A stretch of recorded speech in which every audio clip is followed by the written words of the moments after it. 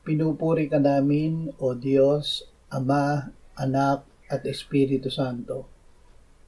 Salamat, Ama, na ibinigay mo sa amin si Jesus na iyong anak, na namatay para sa aming kasalanan, iyong muling binuhay, iniakyat at iniluklok sa iyong kanan sa langit.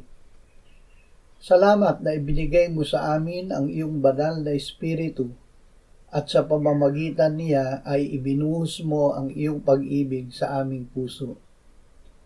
Ama, noong kami iyong mga kaaway, ay pinakipagkasundo mo kami sa iyo sa pamamagitan ng kamatayan ng iyong anak. Salamat na ngayon kami ay ipinagkasundo mo na sa iyo, ay maliligtas kami sa pamamagitan ng buhay ni Kristo na ngayon ay buhay. Amen.